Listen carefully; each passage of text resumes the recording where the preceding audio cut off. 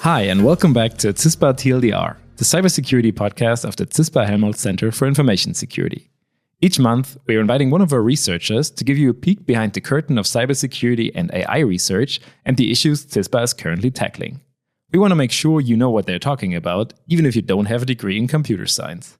I don't have one either. My name is Tobias Ebelshäuser, and I'm from CISPA's Communications Department. I am very happy to welcome CISPA PhD candidate Giada Stivala to this episode. Giada has been working in the web security group of CISPA faculty Giancarlo Pellegrino since 2019. Thank you very much for stopping by here, Giada. Hi, thank you for having me. So, Giada, you have been with CISPA for quite some time. That's right? True. I was already in Saarbrücken in 2018. Okay. Yeah, I arrived here because I wanted to do my master thesis abroad. So I'm Italian. I was studying in Bologna. I really wanted to do a master thesis on the topic of web security. And then my university had connections with CISPA. Okay. So when I said, okay, give me any place that does super good security, they said, okay, you need to go to Saarbrücken and do your thesis at CISPA. So that's how it started. Okay. And then you liked it so much that you came back for your PhD. Exactly. So Giancarlo was working at CISPA at the time, my supervisor, Giancarlo Pellegrino, and I started my thesis with him. I stayed in Saarbrücken for 6 months and worked at CISPA with other PhD and with other, let's say, regular master students. Then the period of my Erasmus was completed. I did the thesis and Erasmus together. And then I liked it so much that I asked Giancarlo if he had any open position for PhD students. I applied and then I came back. Okay, nice. And since then you have been hooked on web security. Yeah, 100% every day. Okay, and today we're actually going to talk about that. We're going to talk about a new phishing attack. Most of our listeners have probably encountered some sort of phishing attack. Classically, phishing emails, that is emails that pretend to be sent from some institution, such as a bank, in order to steal your data and ultimately your money. And this winter, you have published a paper on a new type of phishing attack, which are called Clickbait PDFs. So what are those and where can I encounter them? All right. I think we need to take a step back and have a little bit of introduction. For sure, a lot of listeners may have encountered phishings, for example, in email or in websites. And here we have a web page or an email that has a component of fraud, of scam. They try to convince you that they are a certain entity, for example, or that you won something.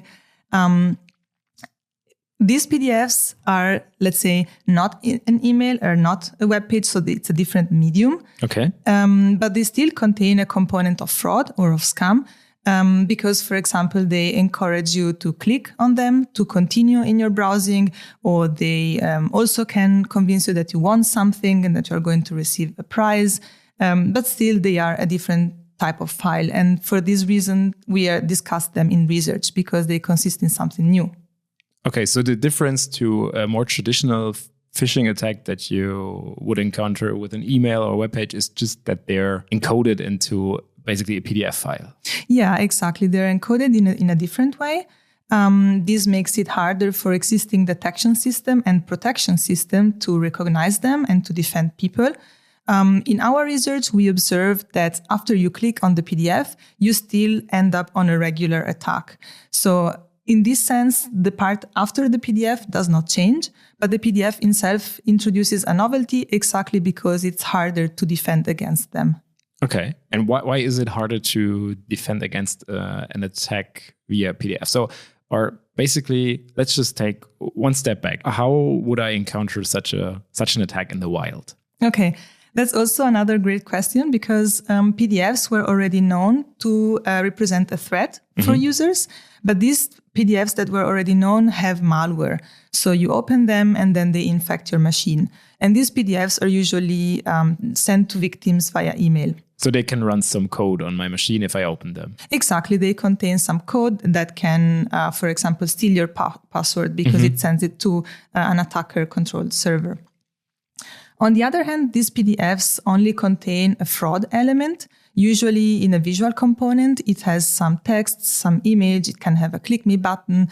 And then since they're not sent via email, we investigated how they reach their victims. What we found is that the clickbait PDFs are transmitted via the web, specifically via Google searches. So, for example, you look for the instruction manual for your printer, a tax declaration form, a book that you really want to read. And then in the first search results, you have a PDF, which is what you're looking for. You click on the PDF, and actually you end up on attack web page, for example, a phishing web page. Okay, I Google my form for my tax declaration that I really have to do now. And then you see there's a PDF. I click on that, and what does that PDF look like? The PDF looks like a page that tells me, okay, here, go ahead and download your printer manual or something? Yeah, that's an option. That's a possibility. Maybe they even insert the specific printer number or printer model that you're looking for, because the title that ends up in the Google search result is the same that is in the PDF. Everything is constructed by the attacker to make it more likely, like more realistic. But it can also be something a bit different. For example, we observed that many PDF have an image of a reCAPTCHA logo. And since a reCAPTCHA is something that many users are familiar with and that they really don't need to think how to interact with it, they know that they just have to click. So reCAPTCHA being like... choose the pictures with bicycles. Yeah, exactly. It's a mechanism that is used by Google to ensure that the visitor is really human, and thus they usually ask the visitor to interact with this reCAPTCHA. And since exactly the users are trying to steal a click from the victim, they really chose the mechanism that just requires a click, and it's known from everybody to be safe because it's from Google. So you find this PDF that has just an image of a reCAPTCHA, not a real one. You click on this because you think it's the real one, and then you end up on the attack web page. So the click itself brings me to a web page that can harm my computer. Yeah. In our work, we found that they have 5 different types of attacks, but they are already known attacks. So the novelty is just in the use of the PDF. The attacks can be a phishing web page, where you enter your credentials, and the harm is not done immediately, but is done afterwards by using your credentials. For example, if they are bank credential, by transferring some amount of money. If our Facebook credential, by, taking possession of your account. But there can also be other types of attacks. For example, malware download. So the one that we talked about before. There are different types of stealing sensitive information, where the attacker tries to convince you that you want something, or that you have subscribed to something and you have to enter your home address. There are other types of unwanted content, for example, adult content or gambling. It really depends. The attacks can be tailored, for example, depending on the region where the user lives.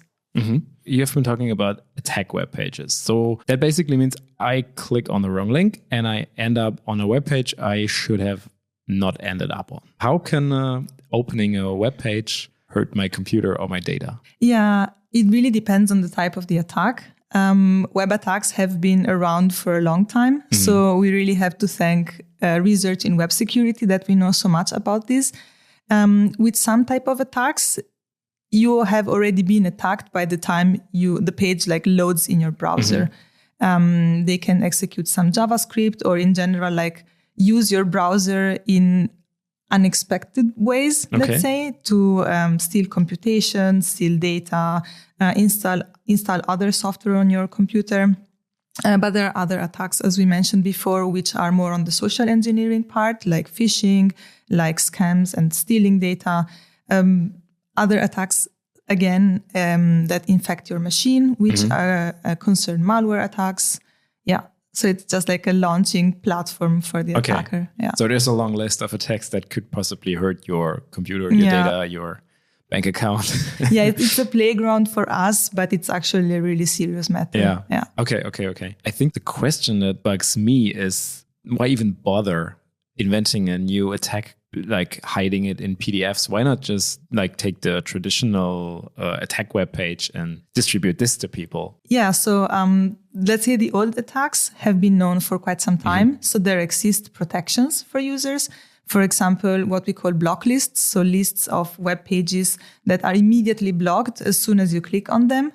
These are maybe known to some listeners in the form of a very bold red screen that says danger ahead, for example. And these protection mechanisms work pretty well. So the attackers have to be ahead of these systems and try not to be detected, try not to be blocked. This is why they very often introduce some new mechanisms. And the clickbait PDFs are an example. The PDF is a very, very widespread document format. It's also used very much in business, both in business and in private context. And for a detector, it's kind of hard to distinguish if a PDF has a social engineering element, so a scam in its semantic context, or if it is a benign document. And similarly, the existing detectors are bad in parsing them and understanding if there is a URL. Of course, the attacker also does some technical tricks to make it even harder.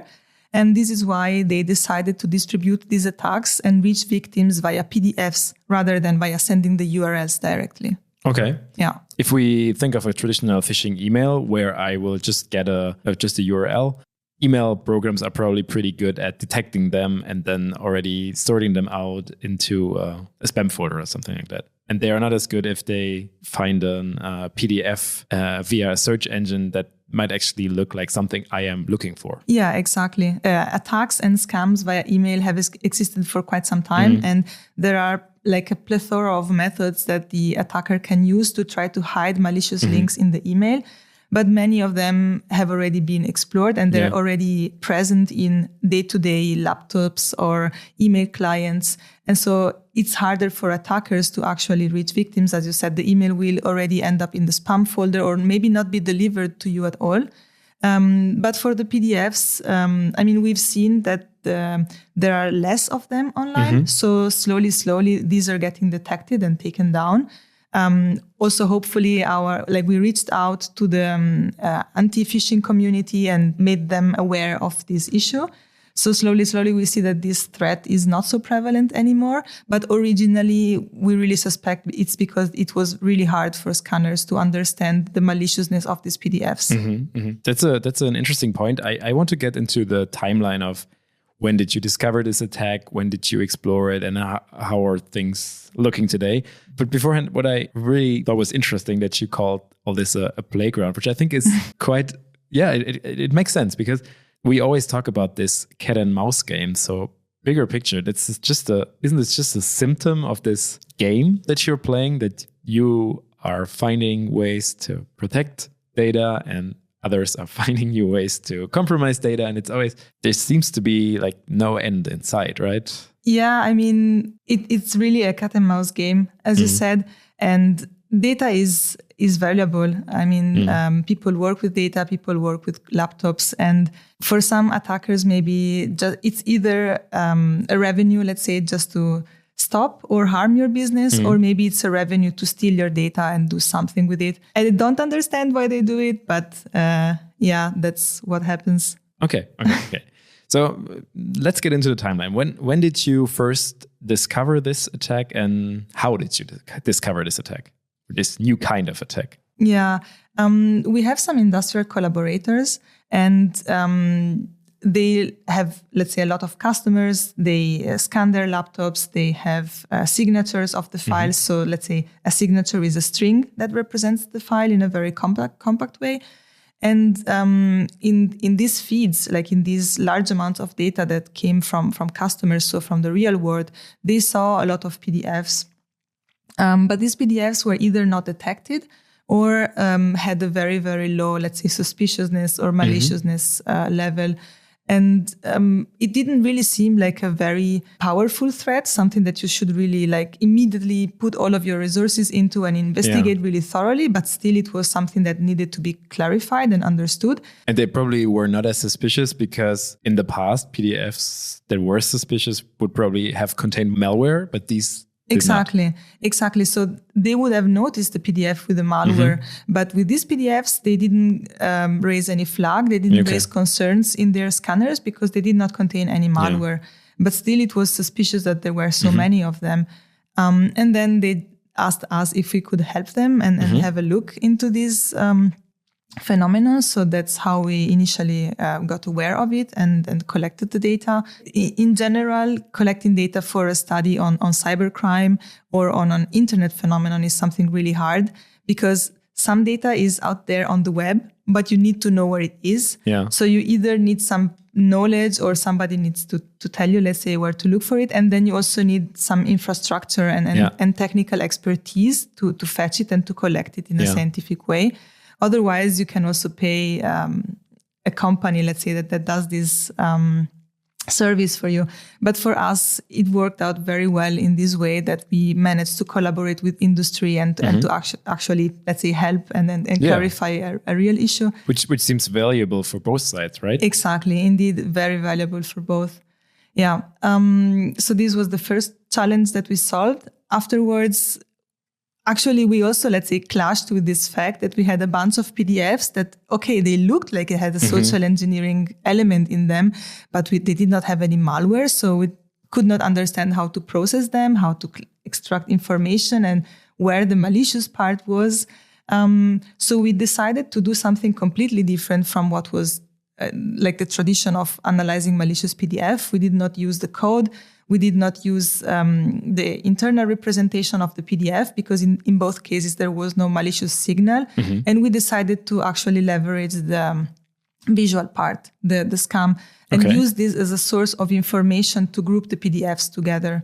We saw that there were different types of scams, for example, the reCAPTCHA one, the one of the printer, others that, for example, promised Bitcoins. Yeah, very different types of scams. And we found them by leveraging the visual information on the PDFs. And then afterwards, the very funny and maybe last big challenge that we had was finding how the PDFs were distributed, so how they reached their victims. The PDFs can be found online on search engines, as I mentioned, for specific queries. But exactly as the tax declaration form or as the printer example, you really need to type in this query for this thing that you are looking for. And it's not something that you randomly come up every day.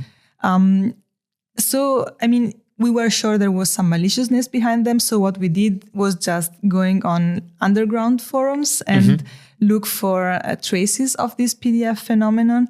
And it was really fun to like lurk around and observe everything.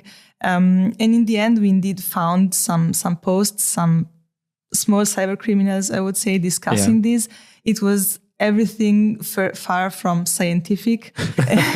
They just had some hacky code and a bunch of tools like used together and one after the other in a very like homemade way. Yeah, and boasting about how much money they could make with this attack. Yeah. And it was very fun. And after we understood how the attackers reached their victims, we actually put up a scientific experiment to verify this. We created the queries in a scientific way, like methodological way. We put them on Google. We collected the results, and then we could actually really demonstrate that it happens this way. So with what queries could I have found a clickbait PDF at that time? Yeah, for example, the ones that I mentioned actually. So it looks like a toy example, but it's the real one. Instruction manual for your printer, or maybe a specific movie that you want to see, and then you end up in a PDF that has inside an image of a video player where there is the play icon.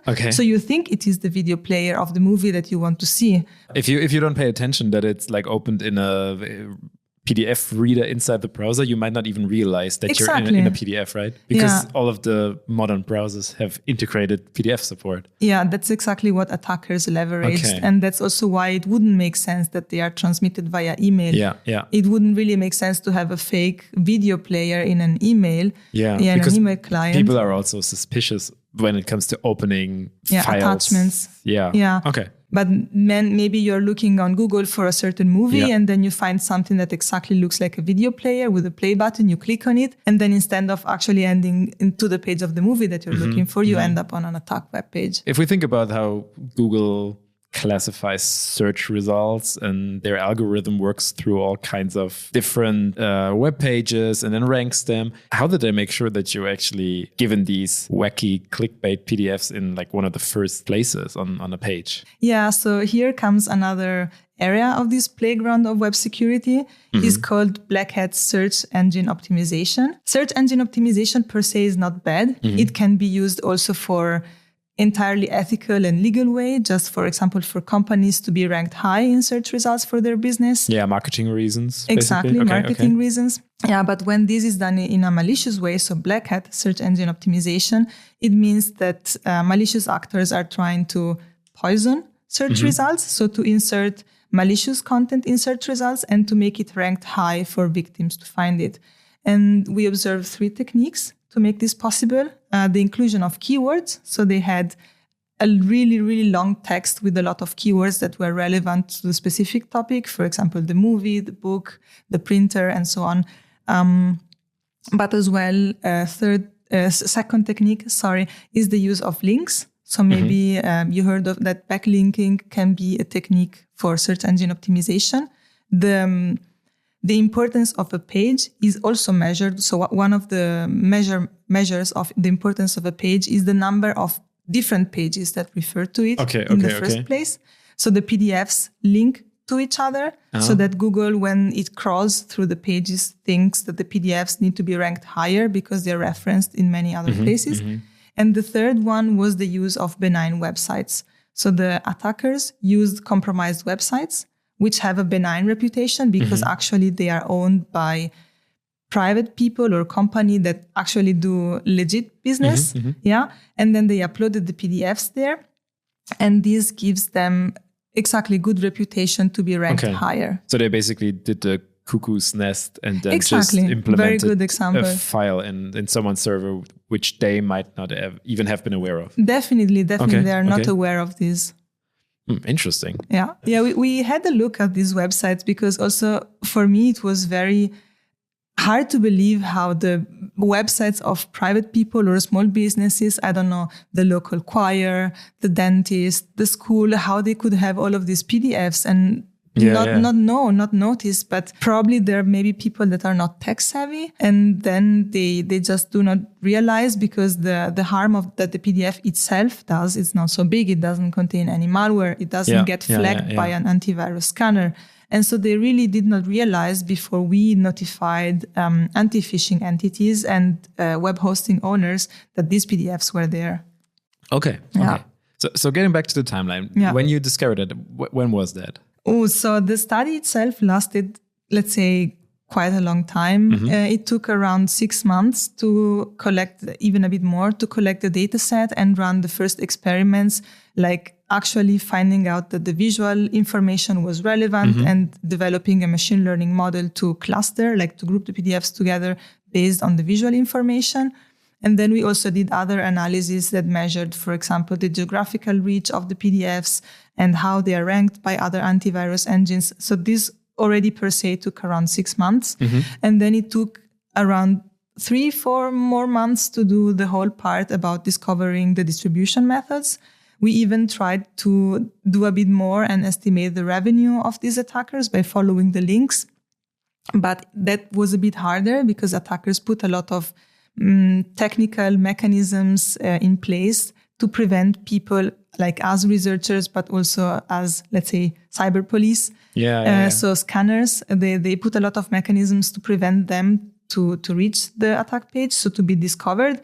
And so in the end, this part didn't end up in the paper. I would say overall it took 9 months for the whole experiments part plus the writing. So when did you start? What did you say? The data collection started in December 2020. It ended at the end of June 2021. In the meantime, we also did some experiments, of course. But the paper was in the end finished at the end of 2021. And then we had a couple of resubmissions because of adjustments that were needed in the text and in the experiments. So it can take quite some time.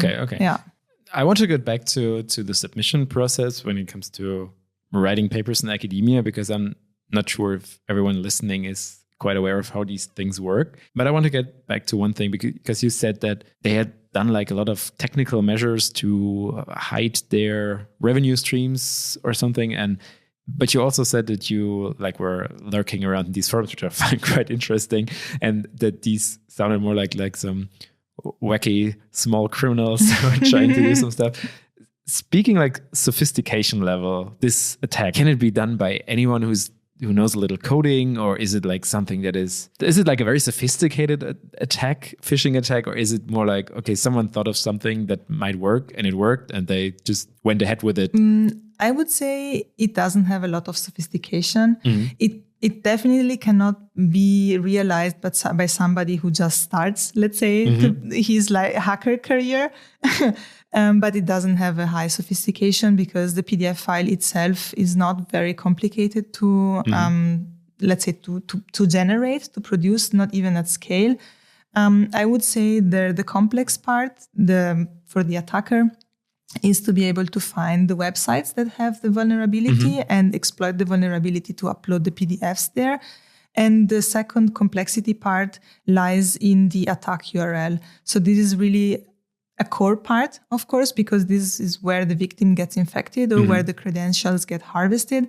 And what we see recently in underground forums and trends in cybercrime is that the person who distributes the attack is not the person that also in the end gets the credential and maybe gets the data from the laptop. So what we think is that people who distributed the PDFs are not the same that in the end will get the credentials. So they basically will have another business partner, hacker business partner, which will then set up this whole technical infrastructure with the attack that I mentioned before. Attack as a service, basically. Indeed. Yeah, they have a very complete and very well working infrastructure where you can find all sorts of attacks and buy them, let's say, or rent them as a service. Crazy. It's always very interesting on how this shadowy community works. Yeah, there are so many varieties of attacks. And as also we mentioned, attackers always need to find new techniques.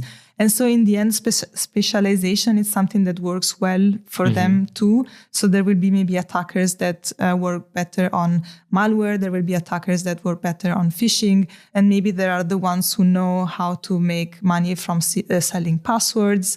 And there are the ones who know how to compromise web servers. And then they have a marketplace, which is an underground forum, and everybody can find what they want, I guess. So they're just doing academia, but evil. Yeah, the evil version. Okay, but speaking of academia in the good sense, so you're a PhD student, so you're at the beginning of your academic career, if you want to stay in academia, and all this research, you put in a paper that you presented last year at the EXAC conference in Austin, Texas. Nice. So there you go. It gave a talk on the genesis and the evolution of your paper. So all the stuff that we now are talking about. And to me, I've seen the presentation, or at least I've seen the slides. And to me, it seems that journey has not been very linear. So maybe let's talk about how does a research paper that you have written end up at a conference? How does that process work? Okay. Well, first I want to say that this journey and what I can talk about only concerns web security. I have PhD friends that are in other fields, for example, cryptography. And for what I can understand, it works fairly in a different way there. For example, you have some known problems and you think about them all the time, and it's quite different. Like you have a very well-defined problem and maybe try to solve it in different ways. The web is peculiar, and also I like it because it's very ephemeral and ever-changing. It really, today you do an analysis and tomorrow it's something different. Technologies evolve every day.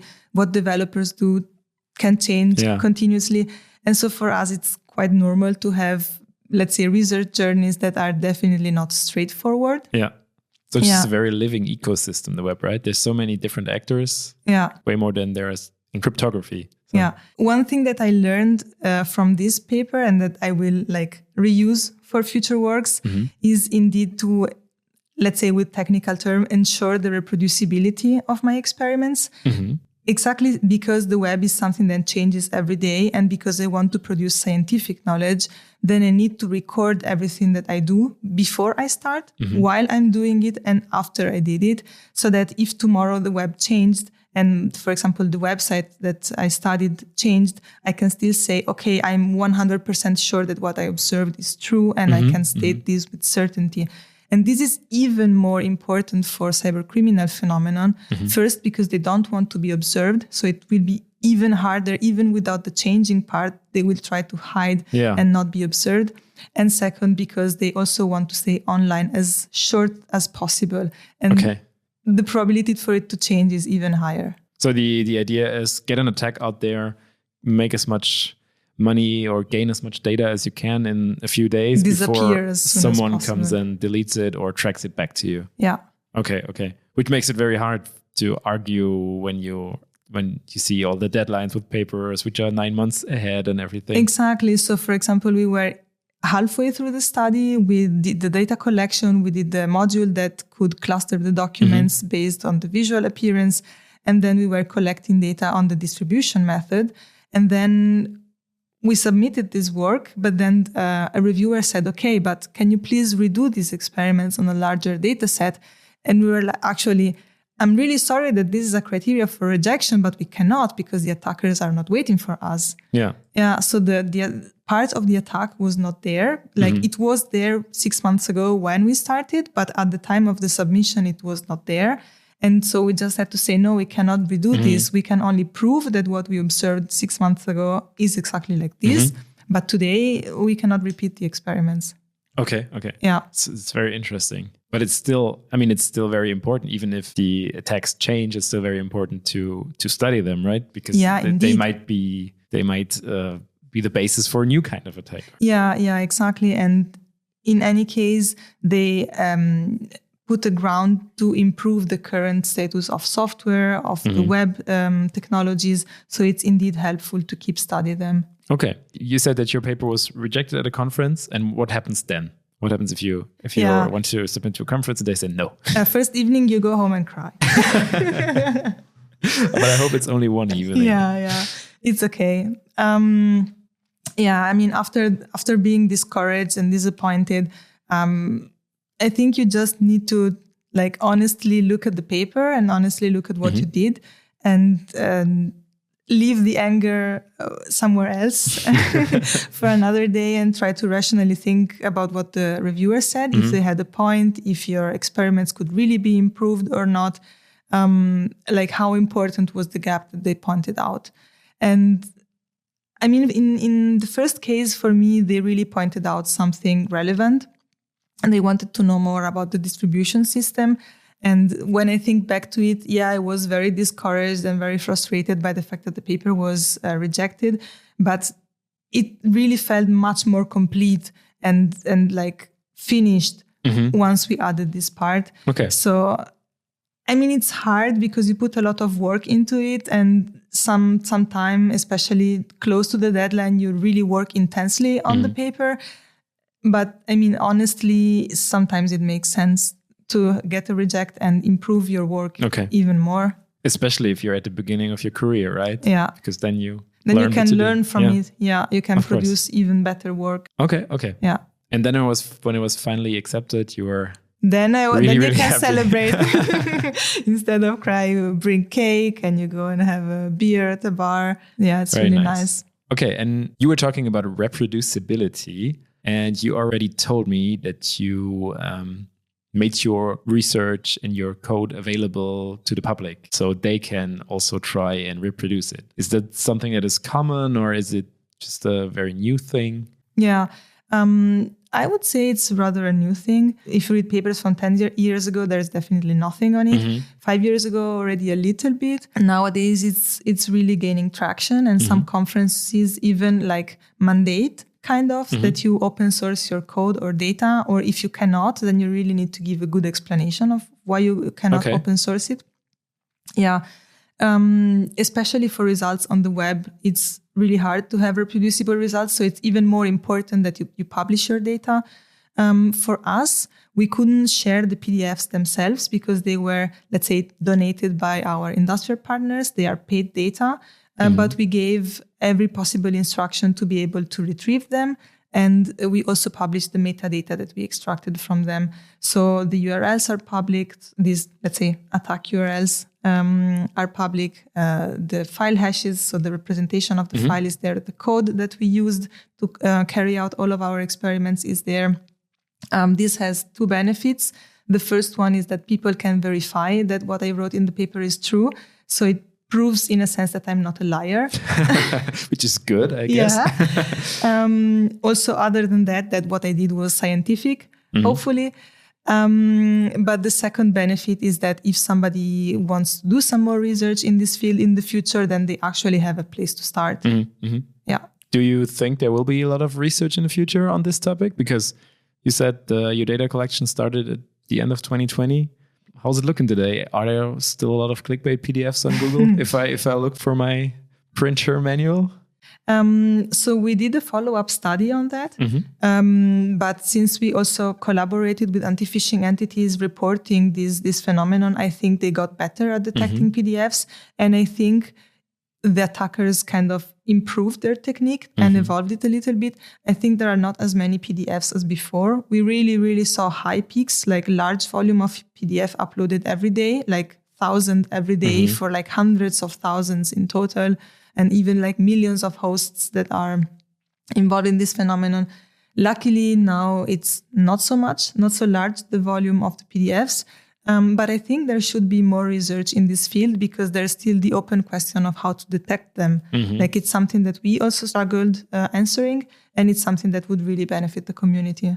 Just to sum up again, or just for me to make sure I understand, they are so hard to detect because like on the face, they look like just a normal printer manual from code-wise, I guess. Yeah, exactly. The code that realizes the file, the PDF file itself, it's not different because it's not malicious. And then you would need, let's say, to semantically understand that what you see is not a real manual. Or like maybe be able to understand the intention, maybe even of the person that put a button there for you to click.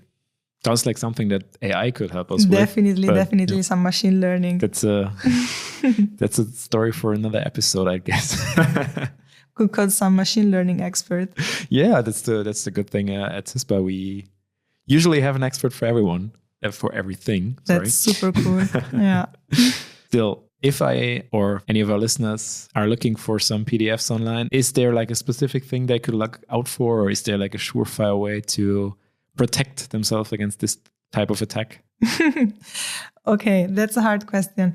The short answer is that there is no silver bullet. The long answer is that these attacks exploit, let's say, what they usually call the weak link in the system, which is usually the human. So as humans, we can improve ourselves and pay more attention. As you mentioned, it is possible to look out for tiny clues. For example, the URL in the address bar, you can realize it is a PDF. You can look at the formatting of the page.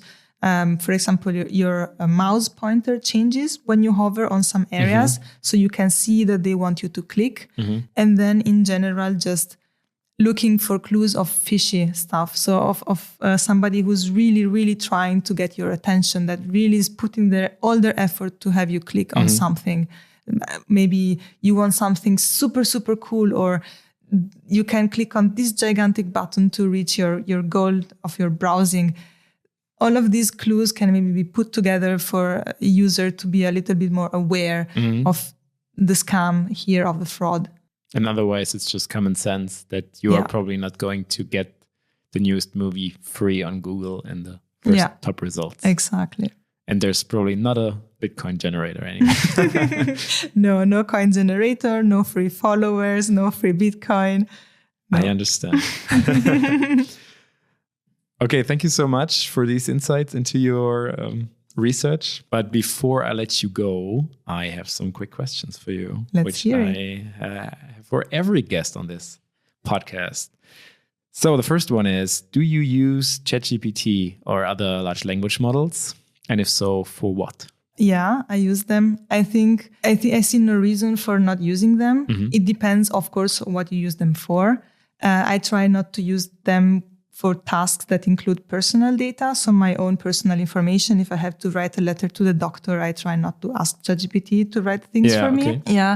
I use it especially to help me rephrase some text. Maybe I have a bullet points with a series of ideas, or maybe since I work in English and I'm not a native English speaker, I write some sentence that's a bit wacky. Then I asked ChatGPT to improve it. But that's about it. I don't use it excessively. Okay. There's the second one is always a very philosophical question, but I still like it. Do you feel that the rapid advancement of AI offers more chances or more risks to society? It's a big question. Yeah, it's a little loaded. It's a very deep question. I mean, as for everything in technology, it really depends how you use it. Nowadays, there's a very, very heated debate on large language models, especially, and people are starting to use them for everything. I don't see a threat in it specifically, but the point is that I see that a lot of people don't understand that the large language models are not ready for the use that we are doing with them. We are putting too much trust in this, probably, or maybe we think that the results that we get from there has the worth and the thing that we expect. But a lot of people are not aware of the shortcomings of large language models. For example, hallucination, the fact that they can produce results which look like real knowledge, but it's not really like it. And so I've seen people on Instagram or on social media in general advocating for using it to guide your travels or to plan your travel itinerary. And it's quite fun because it gives you like places in London that don't even exist. So if you do that, double check that so what you're saying is you should just always double check if the facts that a large language model provides you with are actually true. Yeah, indeed. I think like with a little bit more awareness from everybody and with like waiting step by step that AI technology evolves and like is built in a structured way and in a safe way, then there will probably be less risks for us to use it even more in our aspects of life. Okay. Sounds reasonable. So this goes kind of in a direction because you already told us that you were lurking around in these hacker forums. Oh, yes. So the question is, have you ever worked in the darknet or have you used it for other personal reasons? Oh, well, definitely not for personal reasons. Good to know. Yeah, actually, this was the first project that required me, in a sense, to go explore this new side of the internet, new for me. I was a bit scared at the beginning. I mean, I read a lot of papers already before about this type of activity, let's say this exploration. But then I found it quite interesting, quite fun, and also like much less scary than I originally thought of. Of course, there are different levels, let's say, of underground cybercriminal forums. Some of them are not accessible, for example, or maybe you need an invite, you need to know where they're hosted. For now, I am looking a little bit more into this direction and exploring a couple more underground forums, but still the ones that are like, that advertise less dangerous software or goods in general. Yeah. Okay. Interesting. I'm looking forward to those next papers. Talking about the underground and that side of the internet. Another question, also a little bit more philosophical. What research problem would you like to see solved during your time as a researcher? Oh, wow. Yeah, that's a very hard question. Or maybe not even solved, maybe just improved. Well, I'm not sure. There are so many research problems that, let's say, do not touch my area of research directly, but are super important in general. Yeah, for me, since I work with phishing, I'm always very interested in how phishing detectors evolve, for example, and what new technologies they're using to protect users in the end. That's what they're doing. So I always look forward to this type of news and this type of discoveries. But I'm sure there are things that would be maybe more relevant, let's say, to tackle and to bring forward. Okay. Yeah. So, and the last question, do you have an IT security life hack for our listeners? Well, I have two, let's say, and both of them are kind of simple to implement. The first one is something that I mentioned earlier. So what you also called common sense. Be a bit more aware while you're browsing of where you're clicking, where you're going. If the person promises you or the website promises you something that's a bit sketchy, like that maybe it should be maybe behind a paywall or not entirely legal, well, maybe you would find this content, but maybe you can also find something that is a bit more dangerous for you and for your laptop. So exactly be mindful when receiving SMS or emails of this thing. And the second one is something that I instead, for example, recommend my friends or my parents. I see a lot of issues with people remembering passwords. And I personally use a password manager. I have one on my phone and it works with my fingerprint. I don't really have to do anything except like confirming that it's me. So I think this can solve really a lot of problems with not knowing to which website I registered, if my email was compromised, if I need to update my password. Just having a place that manages everything for you, it's something that can really be helpful for the little things. I think our listeners probably think that we get like referral credits or something from password managers because... Yeah, definitely not. 100% not. So these are the new quick questions because the earlier ones actually included if people use password managers and people are like the biggest advocates for password managers. So you heard it here first, use password managers, people. Yeah, no, I don't get any referral. I only have the free version of my password manager. So, but if it's enough, that's even it's better. Definitely enough. Perfect. Yeah. Thank you so very much. There's just one little fun fact that I completely forgot to talk about. You have actually included the link to a Rickroll in your paper. I did. Yeah, I mean, our paper itself is a clickbait title because we thought it would be fitting and funny to have clickbait title of a research paper about clickbait PDFs. But then it wouldn't be like complete and 100% perfect without a link in it because we talk about PDFs having links in the first page. So we included a link to the YouTube video of the Rickroll song. Yeah. So if in case you don't know Rickroll, Google that. It's just Rick Astley, Never Gonna Give You Up. And it's internet culture. It is. Don't worry. We will never Rickroll you. Giada, thank you so very much. I'm really looking forward to further research from you and have a great day. Tobias. Thank you. I look forward to the next paper so I can come here and discuss it. Have a great day. Bye. Bye.